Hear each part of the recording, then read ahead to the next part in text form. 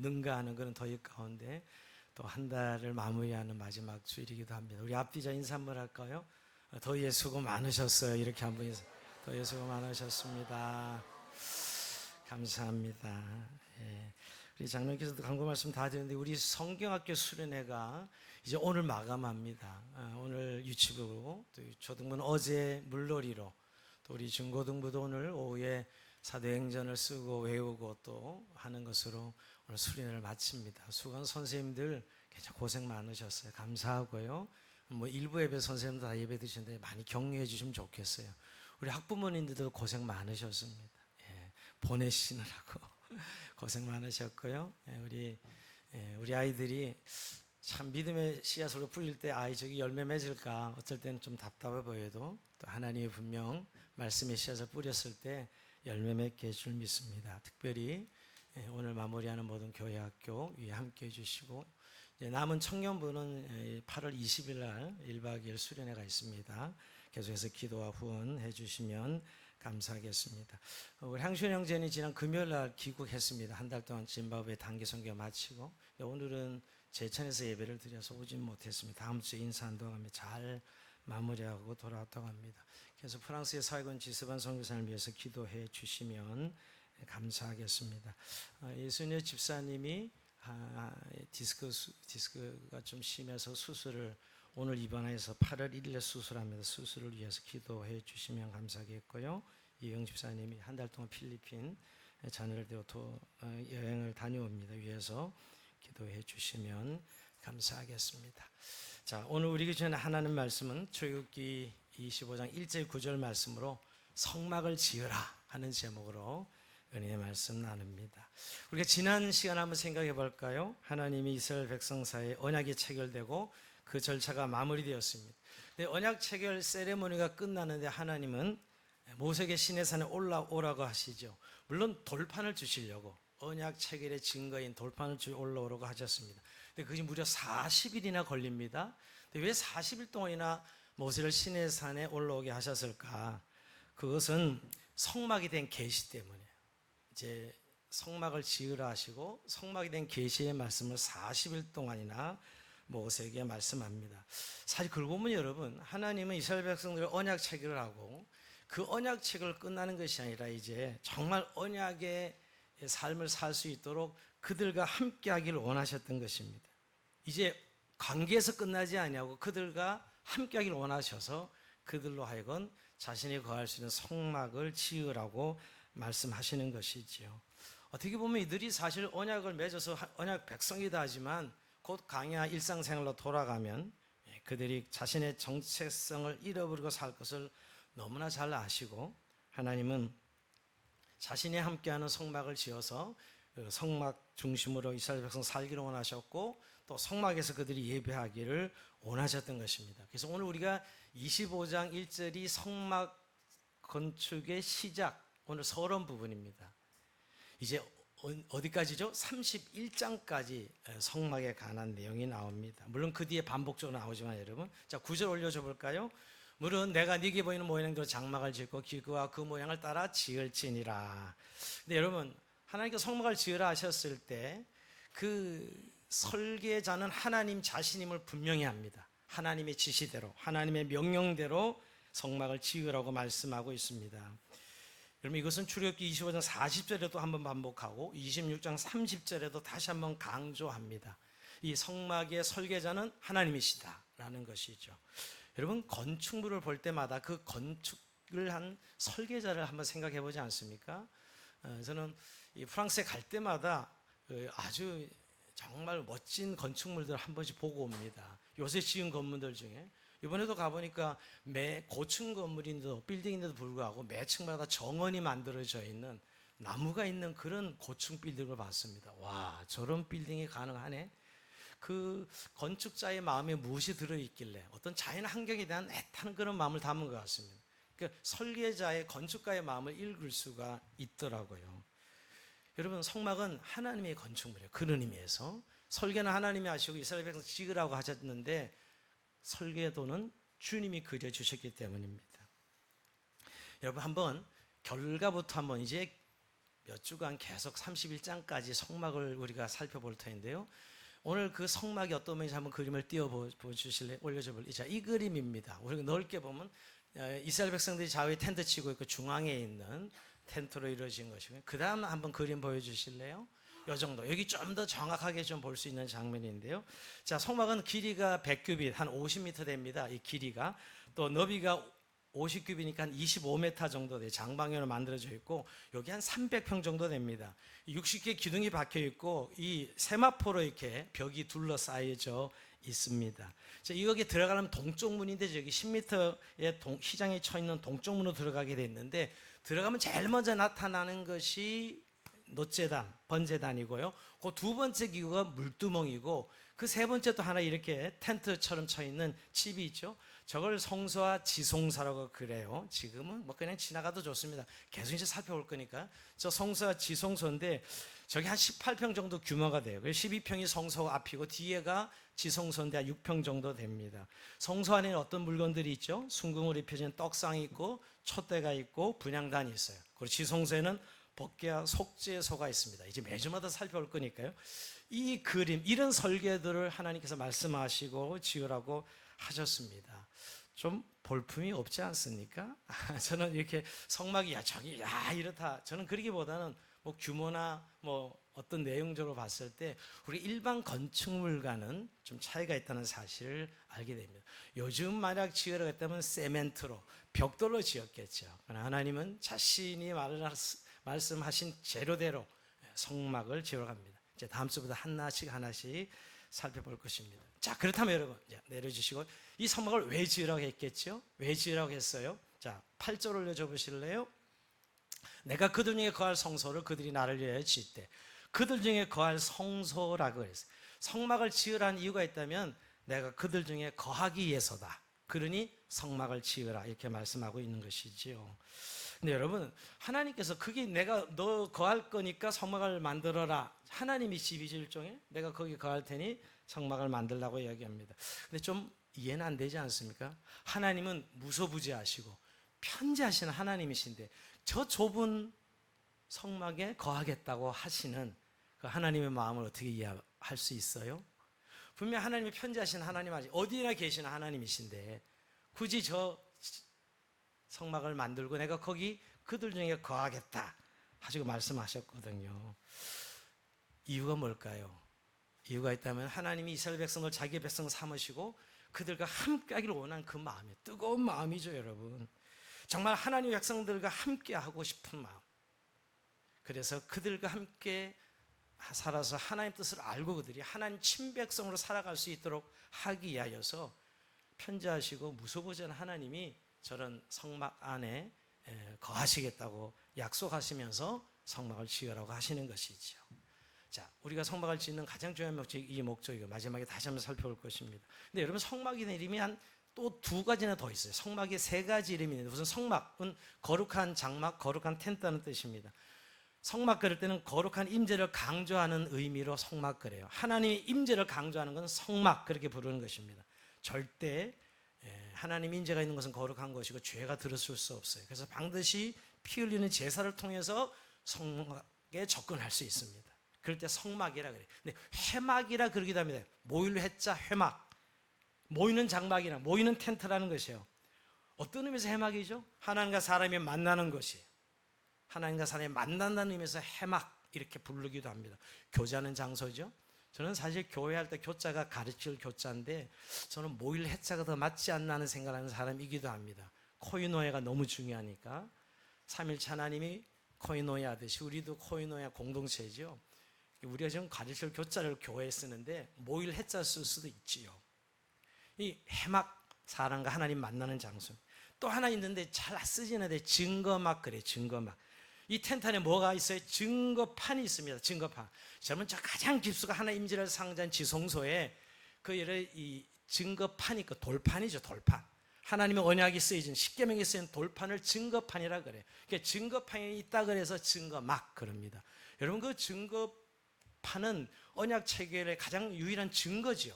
하나님께 언약을 맺은 증거가 돌판에 새겨 있으니까 바로 그 증거판이라 해서 증거막 이렇게 부르기도 합니다. 근데 여러분, 이 성막은 하나님께서 하늘의 모형을 닮았다, 하늘의 성전의 모형으로 만들었다, 이렇게 말씀하고 있어요. 어디에 나오죠? 지난주 히브리서 8장 5절에 이렇게 말씀하고 있습니다. 그들이 섬기는 것은 하늘에 있는 것의 모형과 그림자라. 자, 여기 뭐냐, 지금 땅에 있는 이 성막은 하늘에 있는 모형과 그림자다, 이렇게 말씀하고 있는 거예요. 근데 하늘의 천상이 저럴까? 모양은 아닐 겁니다. 여러분, 이게 모형과 그림자 그러니까 하늘의 천군상을 저런 모양을 연상하면 안 되겠죠. 요한계시록에 적어도 우리는 연상하는 천군은 어마어마한데, 그죠? 그러나 어떤 내용과 의미겠죠. 하늘의 천상에 있는 이 모습의 천국의 모형과 그림자가 지금 이 땅에 있는 성막이다, 이렇게 말씀하고 있는 것입니다. 근데 여러분, 이 성막은 이스라엘 백성들에겐 너무너무 중요해요. 아까 그 그림 보셨듯이 성막이 중앙에 있고 다 주변에 텐트를 칩니다. 이스라엘 백성은 항상 성막 중심으로 살았어요. 그들이 하나님의 백성이라는 걸 강력하게 증가한 유일한 것은, 눈에 보이는 것은 그들 삶의 중심에 성막이 있는 거예요. 이건 다른 이방인들과 완벽하게 차이가 나는, 완전히 차이가 나는 그런 모습이지요. 그래서 동서남북 진을 치고 삽니다. 그래서 여러분, 이스라엘 백성들의 집 창문은 남향 동향이 아닙니다. 전부 성전 향이에요. 이건 지금도 마찬가지입니다. 이스라엘 백성들이 그 창문을 낼 때 우리는 남향 동향을 따지지만 이들은 무조건 성전을 향하게 됐어요. 남쪽에 있든 북쪽에 있든 동쪽에 있든 서쪽에 있든 다 성전을 향하게 됐어요. 그러니까 이들의 삶이 성전 중심의 삶이라는 사실을 알 수 있습니다. 여러분, 이스라엘 백성을 위해서 성전신앙, 성막신앙을, 성막에 얼마나 집착하는지, 지금도 이스라엘 문제가 해결되지 않는 건 여러분, 성전에 대한 집착이에요. 다시 성전을 회복하리라. 지금 그 문제로 지금 이스라엘의 문제가, 이 중동이 늘 긴장 상태가 유지되고 있는 것이죠. 여러분, 그래서 구약에 보면 얼마나 이 성막과 성전을 사모했는지 모릅니다. 집착할 정도로 성막을 사모합니다. 그럼 대표적인 사람이 누구죠? 다윗이죠. 다윗은 성전을 향하여 주의 계신 집과 영광이 가득한 곳이라고 시편 26편 8절에 말씀하고 있어요. 여호와여, 내가 주께서 계신 집과 주의 영광이 머무는 것을 사랑하오니. 여러분, 다윗이 얼마나 성전을 사모했는지 아시죠? 얼마나 사모했어요. 텐트에 계신 하나님 너무 가슴 아파. 나는 이렇게 궁전에 있는데 어떻게 하나님이 텐트에 계시나. 그래서 그가 집을 짓기로 작정합니다. 하나님 원하신 건 아니에요. 사실은 다윗이 너무너무 하나님을 사랑하다 보니까, 아니 나는 이 좋은 집에 있는데 하나님 텐트에 계시다니, 그렇게 사모하는 성전 짓겠다고 하니까 하나님 거부하죠. 넌 피를 너무 많이 흘렸어, 지으면 안 돼 하고. 그러나 다윗의 그 간절한 열망을 들어 응답하십니다. 네 아들 솔로몬 때에 성전을 짓게 하겠다. 이렇게 재료는 다 다윗이 준비하고 그 아들 솔로몬이 성전을 짓기 위해서, 여러분, 성막 시대에서 솔로몬 때 성전 시대로 바뀌어요. 텐트 시대에서 돌로 지은 집 시대로 바뀌는 것이죠. 그게 이스라엘 역사입니다. 여러분, 레위 지파들, 특히 성전에서 섬기고 봉사하는 레위 자손들은 말할 것 없이 성전을 사모했습니다. 여러분, 고라 자손이 지은 시편 중에 시편 84편 1절에서 4절 보면 그냥 읽어보면 절절합니다. 만군의 여호와 주의 장막이 어찌 그리 사랑스러운지요, 내 영혼이 여호와의 궁정을 사모하며 새약하며. 얼마나 사모하면 새약하며, 이렇게 내 마음과 육체가 살아계신 하나님께 부르짖는 나이다. 넘겨주세요. 나의 양 나의 하나님, 만군의 여호와 주의 제단에 참새도 제비 볼 것 제비 새끼들 보금자를 얻었나이다. 주의 집에 사는 자들은 복이 있나니 그들이 항상 주를 찬송하리이다. 여러분, 절절히 성전을 사모하는 이 고백을 보지 않습니까? 얼마나 성전을 사모했으면 새약해질까. 그 성전에 있는 자들이 복되더라, 그렇게 고백합니다. 자, 그 정도 이들은 성전신앙, 성막신앙, 하나님이 거기 거하시는 걸 믿기에 그 중심으로 살았던 사람들이 이스라엘 백성들이에요. 물론 나중에 이것이 너무 심해서 우상화되죠. 성막, 성전이 우상화되는 우를 범하고 정말 진짜 살아계신 하나님을 외면하는 우상숭배하는 이스라엘 백성을 봅니다. 자, 근데 여러분, 자, 오늘 이 성막은 하나님이 갑자기 이스라엘 백성들에게 제시하여 지은 것이 아닙니다. 이미 저는 하나님이 천지 창조 때 이 성막을 마음에 뒀다고 저는 추측해 봅니다. 자, 25장 1절에 보면 우리 시작하는 장면이 여호와께서 모세에게 말씀하여 이르시되, 여호와께서 모세에게 말씀하여 이르시되가 이 31장, 이 6장 내에 무려 7번 나와요. 7번 여호와께서 모세에게 말씀하여 이르시되, 그러니까 철저히 하나님의 어떤 계획과 인도하심으로 성막을 짓게 만드신다는 거예요. 그리고 마지막 7번째 말씀이 출애굽기 31장 12절 말씀이거든요. 그 여호와께서 모세에게 말씀에 이르시되, 이러고 13절에 가서 너희는 나의 안식일을 지키라 그럽니다. 뭔가 느낌이 오지 않아요? 하나님이 세상을 6일 동안 창조하시고 일곱째 날에 안식하시니라. 오늘 성막을 말씀하시고 7번째 말씀하시면 안식을 지키라 그러시거든요. 즉 성막 건설 이후 이 장면이 마치 천지창조의 장면과 이거 오버랩돼요. 천지창조와 이 성막 지으신 명령이 오버랩된다고요. 여러분, 결국 하나님은 천지창조 때 에덴 동산을 성전 삼으셨죠. 에덴 동산을.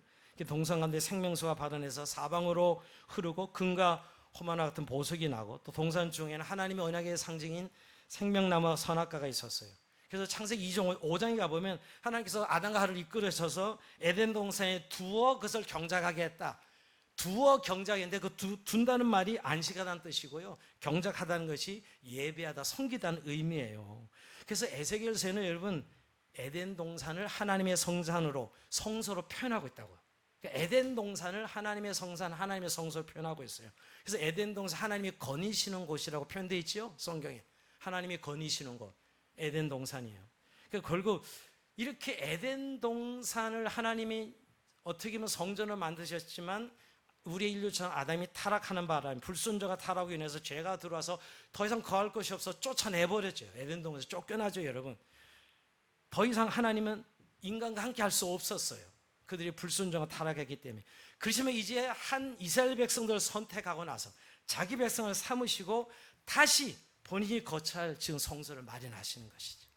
이런 의미에서 천지창조와 에덴 동산의 창설과 성막이 유사하다는 사실을 알 수가 있습니다. 결국 에덴 동산을 만드신 건 하나님과 아담과 하와가 함께 하기를 원했던 것이죠. 마찬가지로 성막을 짓고 하나님이 이스라엘 백성들과 자기 사랑하는 백성들과 함께 하기를 원하셨던 것이에요. 근데 여러분, 좀 다른 점이 있어요. 에덴 동산을 창설하실 때는 하나님이 모두가 전적으로 하나님의 말씀으로 지으셨습니다. 하나님이 모든 걸 만드셔서 친히 완벽합니다. 근데 성막만큼은 설계도는 본인이 하나님이 말씀하셨지만 짓는 거는 이스라엘 백성들이 맡기는 거, 이게 차이가 있어요. 에덴 동산을 지을 때와 성막을 만들 차이지요. 왜 하나님은 본인이 만드셨으면 완벽하게 성막을 만드실 텐데 왜 이스라엘 백성들에게 성막을 친히 손수 만들라고 했을까? 그런 질문, 그런 생각 들지 않습니까? 하나님이 지으시면 완벽할 수 있을 터인데 왜 흠이 많은 이스라엘 백성들에게 성막을 친히 만들라고 했을까?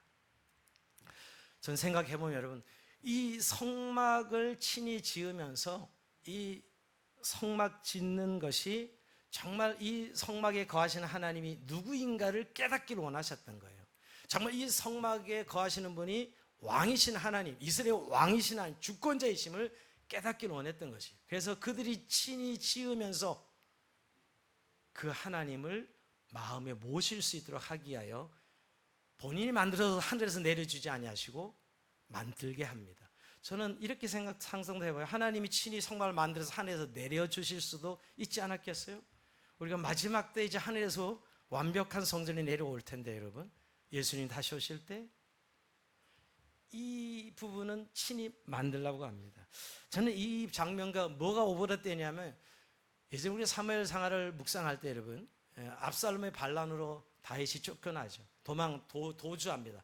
근데 도주했다가 다시 이제 그 쿠데타가 이제 진압이 되고 다시 예루살렘으로 돌아올 때 다윗을 누가 맞이하느냐? 너무너무 중요한 거예요. 다윗을 누가 맞이하냐에 따라서 권력의 향배가 결정이 돼요. 지금도 그렇죠. 누가 대통령을 먼저 그 지근거리에서 모시냐에 따라 권력이 결정되는 거 아십니까, 여러분? 그러니까 성막을 친히 만들게 함으로 그들에게 왕으로, 하나님을 왕으로 모실 수 있도록 마음을 준비시키는 것이죠. 단순히 그냥 집을 덜러덩 만들어 주시는 것이 아니라 너희들이 내가 명령한 대로 만들어서 정말 이 집에 거하는 분이 어떤 분인지를 알기를 원하셨던 것이에요. 그래서 여러분, 그 이유를 어디서 찾을 수 있냐면, 이 아무것도 없는 이스라엘 백성들에게 이 집을 지을 모든 재료를 예물로 바치라 그럽니다. 약간 좀 부당하지 않습니까? 이 광야 노예 생활 끝난 지 3개월밖에 안 되고 이제 아무것도 없는 이스라엘 백성들에게 바쳐. 너희가 바치는 재료로 전부 성막을 지으라 라고 명령합니다. 자, 2절 볼까요, 여러분? 이스라엘 자손에게 명령해 내게 예물을 가져오라 하고 기쁜 마음으로 내는 자가 내게 바치는 모든 것을 너희는 받을지니라. 자, 예물을 바치도록 합니다. 제가 아까 직접 그냥 하나님 만드시면 좋은데 말이에요. 하나님 거하실 집이라고 하시면서 왜 그들에게 재료를 바치라고 하셨을까? 예물을 요구하십니다. 이것도 여러분 단순히 이 성막은 건축물이 아니에요. 단순한 건축물이 아니라 하나님을 모셔드리는, 하나님을 왕으로 모시는 그런 행위이기 때문에 그들에게 이 모든 재료를 예물로 바치라고 하는 것입니다. 지금 우리 헌금 정신과 같은 거예요. 우리가 드리기는 좀 물질로, 우리의 시간과 돈으로 이렇게 우리의 몸으로 드리지만 중요한 거는 우리의 마음속에 헌금은 뭐예요? 하나님을 왕으로 인정하고 그 하나님께서 우리에게 모든 걸 주신 것을 인정하는 행위로 헌금을 드리잖아요. 그것처럼 오늘 이 자신들의 재료를 바쳐서 짓게 함으로 우리 하나님이 어떤 분인지를 알게 하기 위해서. 그래서 여러분 오늘 바친다 뜻은 들어올린다, 온전히 드린다, 험난물인데 여러분 결국 내 삶, 내 소유, 내 모든 것이 하나님의 것임을 인정할 수 있도록 이 모든 것이 하나님의 것입니다. 이제 하나님 백성이 됐으니 하나님의 것입니다. 그러니 너희의 것으로, 너희 있는 것으로, 내가 너희에게 준 것으로 지으라고 말씀하고 있는 것이죠. 여러분 헌금에 대해서 우리가 오늘 또 이 본문을 보면서는 다시 한번 여러분 우리가 하나님 앞에 드린 것이 돈을 드립니다. 맞습니다. 우리의 물질을 드리고 우리의 시간을 드리고 우리 몸을 드리지만 중요한 것이 예배죠. 예배. 하나님을 사랑하여 드리는, 하나님을 왕으로 드리는 예배입니다. 만약 그런 마음으로 헌금이 드려지지 않는다면 늘 계산하실 거예요. 얼마를 드려야 되고 또는 그 계산들이 결국은 항상 나의 기준으로 드릴 수밖에 없을 것입니다. 그래서 여러분 늘 11조도 말하는 분들은 10분의 1은 하나님 거, 10분의 9는 내 거, 이게 헌금입니까? 아니에요. 10분의 10이 다 하나님 것이죠. 하나님께로부터 왔습니다 인정하기 위해서 그 표시로 10분의 1을 드리는 것이죠. 헌금 드릴 때는 얼마까지 해야 되나 뭐 이런 얘기를 물어본 분들 가끔 있습니다. 여러분 마음에 주시는 하나님의 믿음이에요. 그게 하나님을 왕으로 인정을 드리시는 헌금이죠. 말 그렇지 않은 헌금이라면 남 눈치 때문에 드리는 그냥 기부금이 되겠죠, 여러분. 어쩔 수 없이 드리는. 여러분 정말 오늘 이렇게 예물을 다 바치라 하는 이유가 그 때문이라는 거예요. 여러분 3개월밖에 되지 않았어요. 뭐가 있다고 이들에게 하나님 그래서 바치라 했을까 하는 생각하지 않습니까? 그런 의미에서 여러분 우리가 드리는 이 헌금의 정신은 여유가 있어서 뭐 상황이 좋아서 이런 내용이 아닙니다. 그러니까 크고 작고 많고 적음의 그런 개념이 아니에요. 하나님을 누구로 인정하고 하나님 정말 왕으로 인정하고 내가 그분께 받은 것들을 감사하는 마음으로 드리는 모든 것들이 뭐 헌금이죠. 헌금의 종류는 여러 가지일 수 있으나 결국 다 한 가지입니다. 하나님에 대한 나의 사랑의 표현이요 예배이어야 됩니다. 근데 여러분 하나님 요구하시는 예물이 너무 다양한 거 아시죠? 너무 귀한 것이 많습니다. 3절에서 7절까지 한번 올려줘 보실래요? 내가 그들에게서 받을 예물은 이러하니 금과 은과 녹과 청색 자색 홍색 실과 가는 배실과 참 염소털 붉은 물드는 소양의 가죽 해달에 가지고 조각목 등유와 간에 드는 향료 분향의 향을 만들 향품 호마노며 예복과 흉편을 물릴 보석이니라. 예, 지금처럼 건축원금 딱 1,000만 원 이게 아니고 건축원 500만 원 이게 아니고 재료를 다 바치라는 재료. 그 당시 물론 돈이 있었던 것도 아니고요. 성막 지을 재료를 다 바치게 합니다. 여기 금은 옷은 하나님의 성소와 지성소를 제작하는 데 필요한 것들이고요. 또 이런 것들은 천상의 해와 달 별을 나타내는 데 사용합니다. 호마나 같은 보석도 등장하고요. 이거 얼마나 귀한 보석이에요. 값비싼 가죽, 올리브 기름, 향품이 등장합니다. 너무너무 귀한 것들이에요. 이런 것들이 어떻게 노예로 있던 이스라엘 백성들에게 있었을까? 어떻게 있죠? 이들이 이런 재료들이 있습니다. 출애굽기 12장 35절을 올려줘봐요. 이스라엘 자손이 모세의 말대로 애굽 사람에게 은근 패물과 의복을 구하며 여호와께서 애굽 사람들에게 이스라엘 백성에 은혜를 입히게 하사 그들이 구하는 대로 주게 하심으로 그들이 애굽 사람의 물품을 취하였더라. 출애굽할 때 하나님이 애굽 사람들로 하여금 이 이스라엘 백성들에게 다 주도록 했어요. 은근 패물 다. 이건 하나님 역사하신 거예요. 그러니까 드릴 수 있었던 것은 본인들 거가 아니에요. 하나님이 이미 알고 미리 계획하시고 애굽 사람들을 통해서 이스라엘 백성들의 이 성막 지을 모든 폐물, 은금, 재료들을 다 주게 한 거예요. 다 준비시켜 주신 것이죠. 여호와 일에 준비된 예물이에요. 우리가 드리는 건 여러분 여호와 일에 준비된 것들이에요. 결국은 내 것이 아닙니다. 여러분 결국은 이 그들이 나중에 강에 가서 한몫하라고 준 예물들이 아니고 성막을 지으라고 주신 예물이었다는 것을 알게 됩니다. 그런데 가장 먼저 그들이 가나안 땅에 들어가기 전에 가장 먼저 하나님께 드려서 성막을 짓게 하는 것, 너무나 의미가 있지 않습니까? 결국 복이 무엇인지를 알게 하시는 거예요. 복이 뭔지. 이 재물에 복이 있는 게 아니라 우리는 눈에 보이는 것이 늘 복이죠. 맞습니다. 돈이 있어야 살고 있죠. 명예도 있어야 되고 권력도 있어야 되죠, 여러분. 예수 믿는 사람이라고 그게 없어요. 어떻게 살아요? 근데 그게 진짜 복이 아니야. 그 진짜 복은 바로 하나님 자신임을 말씀하고 있는. 결국 이스라엘 백성이 가진 것을 예물을 다 드리게 함으로 우리가 아주 집도 줘보지 않았는데, 우리의 소유를 아무것도 가져보지 않았는데 무엇부터 하라고요? 성막부터 지으라고 말씀하고 있는 것이죠. 예, 즉 성막에 함께 하시는 하나님이 가장 큰 복이다 하는 것이죠. 내가 너희의 하나님도 너희가 내 백성이 되는 것이 가장 큰 복이라는 사실을 말씀하고 있는 것이죠. 지금도 그렇습니다, 여러분. 우리가 정말 복을 알고 살아가고 있습니까? 하나님 오늘 이 예물을 드리게 함으로 사실 예물의 목적이 아니라 우리의 복이 하나님 자신임을 말씀하고 싶은 거예요. 오늘 장로님이 성경 말씀 선포하면서 예배를 시작했는데, 야곱은 하나님을 자기 도움으로 삼으며 여호와 자기 하나님이 자기의 소망을 두는 자가 복이 있도다. 하나님이 복이에요. 하나님을 살아지는 것, 하나님으로 기업이 되는 것, 이게 복이지요. 그래서 여러분, 오늘 우리가 주님이 우리에게 요구하시는 것들이 어떨 때는 굉장히 부당하게 느끼는, 아니 우리가 지금 살기도 힘든데 우리가 보면 누구를 섬기고 예배를 드리고 하는 것들이 다 사실 현실적으로 돈입니다, 여러분. 새신자들에게 물어보면 교회 생활 왜 힘드냐면 헌금 때문에 제일 힘들다고. 이게 1번이에요. 조사해보면, 여러분, 여론조사를 해보면 제일 힘든 게 처음에 초신자들이 교회 나가서 제일 힘들어하는 게 헌금이라는 거예요. 맞습니다. 그 정도. 그런데 오늘 그 드림의 의미를 모르고 사실 교회에서 헌금을 이야기하기 때문에 생기는 저는 일이라고 생각해요. 하나님께서 오늘 우리에게 드리라고 하는 것은 부담을 주시려고 하는 것이 아니라, 우리에게 사명을 주신 것은 부담을 주는 것이 아니라 정말 그 안에 하나님이 복인 사실을 그 일들을 통해서 깨닫게 하시고 알게 하시는 것이지요.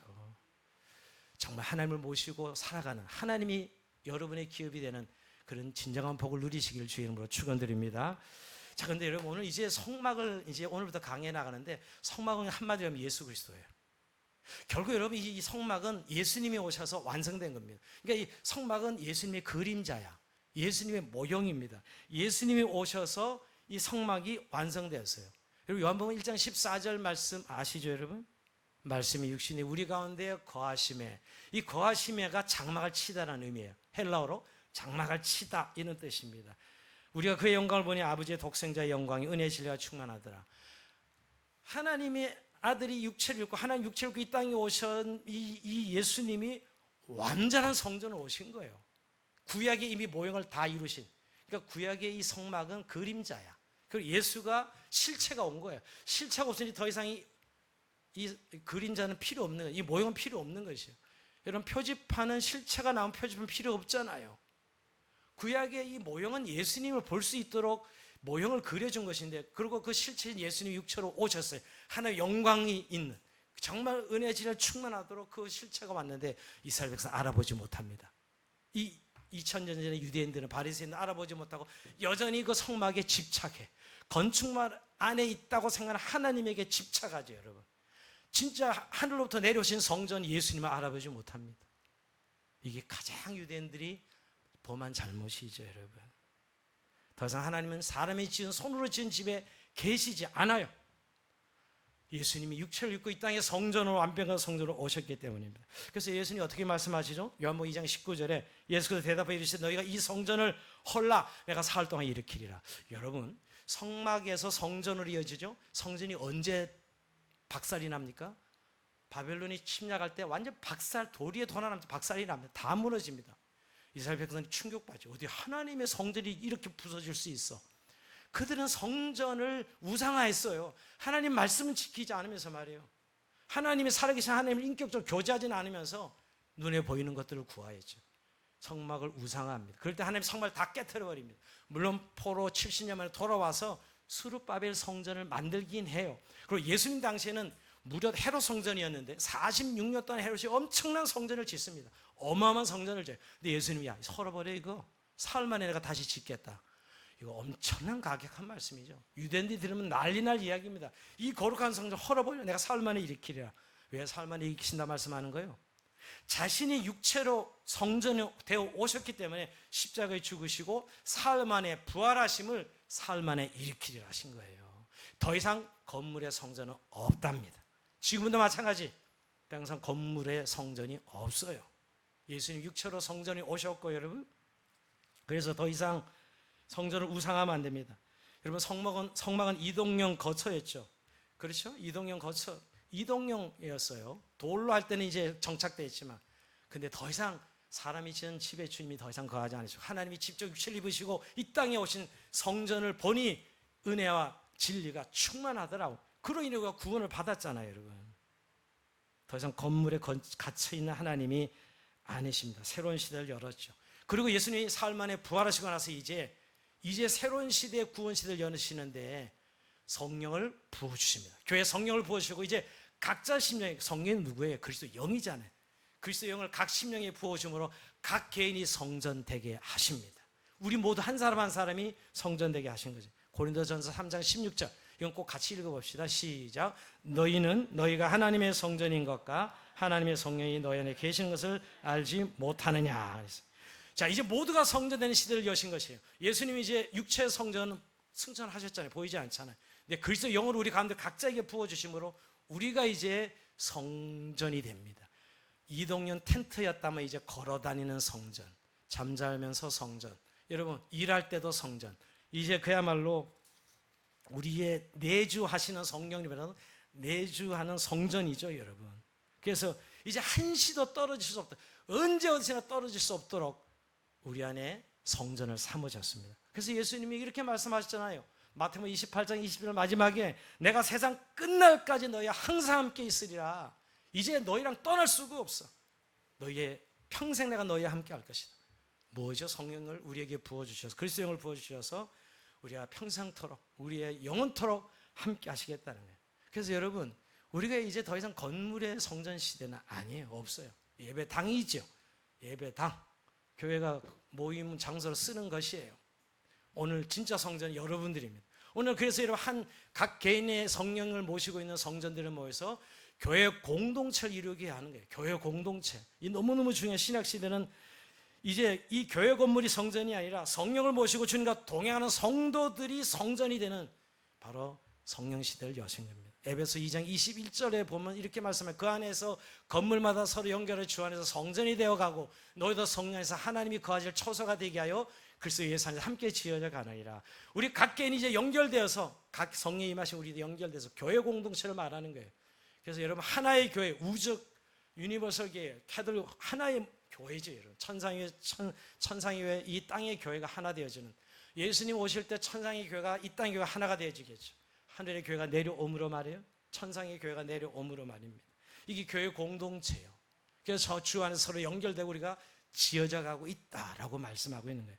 오늘이 제일 중요해요. 성막 서론 시간인데 앞으로 계속 성전의 내용들을 살펴갈 터인데 이런 모형의 그림자 성막을 보면서 실제신 예수님을 못 보면 성막 공부할 이유가 하나도 없어요. 아니 구약 이스라엘 백성들의 성막을 왜 공부해 우려요? 바로 그분이 예수를 실제로 오신 분이기 때문에 우리가 공부하는 것이죠. 교회 공동체가 이제 교회가 성전입니다. 건물이 아니라 여러 명 모인 곳이 바로 성전이 되는 것이죠. 자, 오늘 말씀을 마무리하면서 여러분, 오늘 성막을 지으라 이렇게 명령하셨습니다. 왜 지으라 하셨죠? 다시 처음으로 돌아서 하나님께서 이스라엘 백성들과 함께 하시기 원해서 성막을 지으라 그랬습니다. 그토록 이스라엘 백성 함께 원하셔서 그래서 성막을 지으라 하신 것이죠.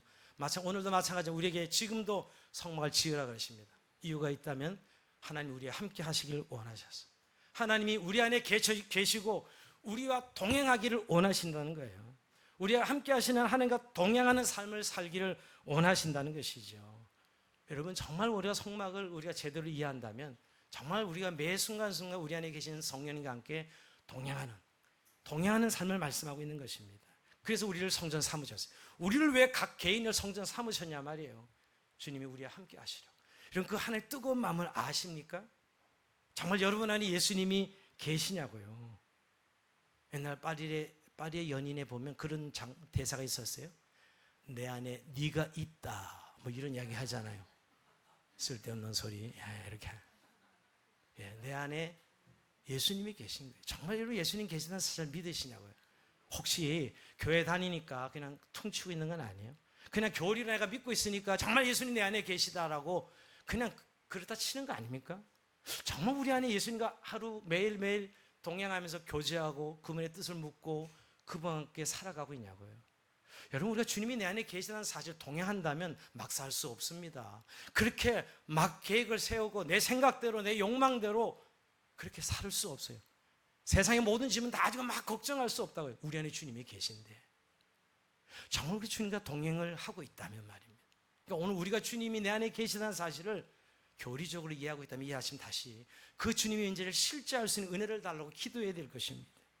우리 안에 정말 있는 실제 주님이 계신 게 아니라 내 안에 탐심과 욕망과 내 생각과 걱정이 가득 내 죄악으로 가득 차 있다면 주님 오늘 이 심령의 모든 걸 깨끗이 청소해 주시고 십자가별 덮어주시고 오직 주님과 함께 동행하는 삶을 살게 해달라고 기도하는 그런 은혜가 이 아침 저와 여러분 가운데 있기를 주의 이름으로 축원드립니다. 자, 우리 찬송 부르면서 다시 한번 우리 주님의 말씀 생각하며 기도합시다. 내 영혼이 은총 입어